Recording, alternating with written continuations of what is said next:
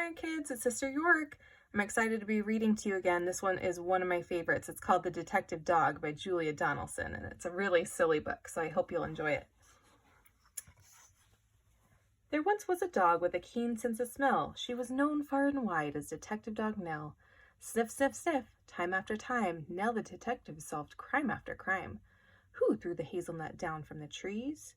Who took the honey away from the bees? Who did the poo in the new gravel path? How did the spider get into the bath?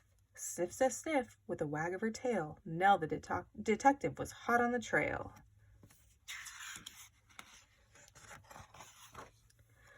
Nell shared her house with a person called Peter, a very nice child, though he could have been neater. And 6-year-old Peter was one of those boys who kept on mislaying his clothes and his toys. Sniff, sniff, sniff, nose to the ground. These are the things that the detective dog found. The bus in the bowl and the book in the bed, the sock in the sofa, the shoe in the shed, the tumble-down teddy, the bounce-away ball. Nell the detective discovered them all. Now Nell did detection from Tuesday till Sunday, but did something totally different each Monday. She found Peter's bag and she tracked down her lead, then set off for school where she heard children read. The children loved reading their stories to Nell, and Nell loved to listen and also to smell. Sniff, sniff, sniff, mixed in the air were plasticine custard and newly washed hair, the crusts in the bin and the coats on the hooks, but the best smell of all was the smell of the books. Books about dinosaurs, books about knights, books about planets and meteorites, books about princes who turned into frogs, books about dragons, and books about dogs. But then came a Monday when all was not well. Nell sniffed the air and smelled the wrong smell. Into the classroom the two of them hurried and found Mr. Jones looking terribly worried. He tugged at his hair and then let out a sigh. Peter looked round and he started to cry. Sniff, sniff, sniff, what's going on? The books, cried out Peter, the books have all gone.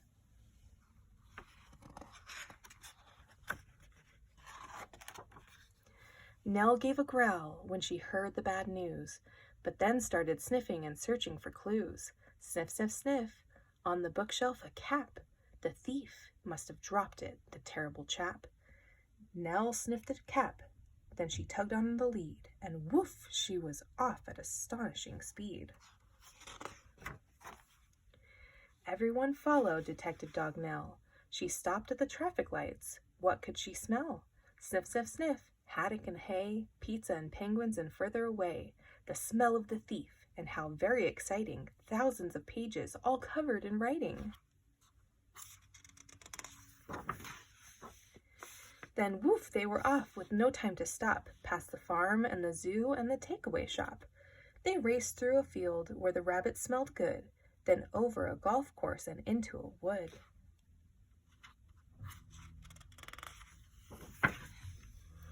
They thrashed through the undergrowth, leafy and dense, till they came to a gate in an old wooden fence.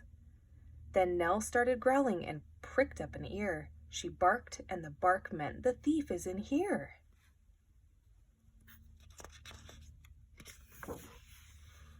They flung the gate open, and Peter cried, "Look!" For there sat a man with his nose in a book. There were many more books poking out of a sack, and the children yelled, "Those are our books! Give them back!" Sniff, sniff, sniff. The book thief looked sad. "I'm sorry," he sniffled. "I know I've been bad. Stealing is wrong, and I just meant to borrow. I was planning to give all the books back tomorrow." To borrow, Nell pricked up an ear.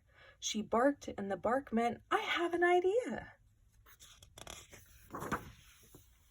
Then woof, she was off, and away they all sped, including the book thief, who told them, "I'm dead." Sniff, sniff, sniff, they raced through the wood, and over the field where the rabbits smelled good. They panted and puffed past the takeaway shop, the zoo and the farmyard with never a stop, except to retrieve Peter's scarf and his ball, which someone had thoughtfully placed on a wall. Till they came to a building with doors open wide, and what did they see when they all went inside?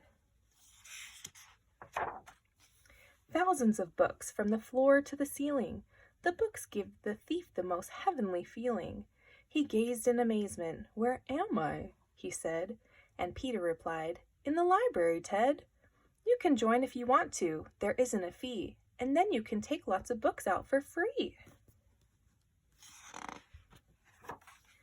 So Ted had a lovely new library card, and he sits reading books in his little backyard.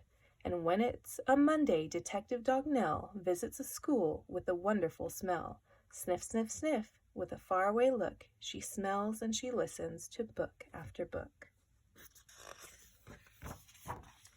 Books about dinosaurs, books about knights, books about planets and meteorites, books about princes who turn into frogs, books about dragons, and books about dogs.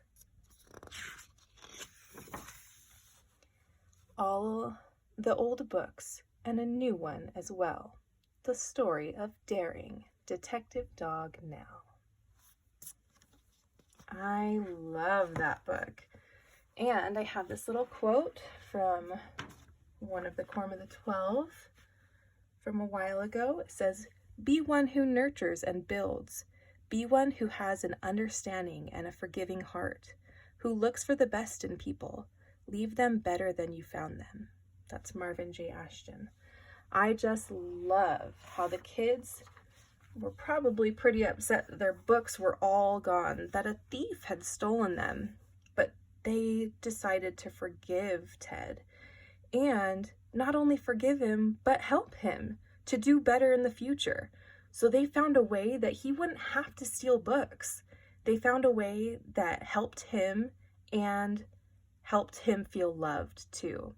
So everybody remember to have a forgiving heart and an understanding heart, and be one that leaves people better than you found them. I know you guys are wonderful children, and you have so much power to do so much good in the world.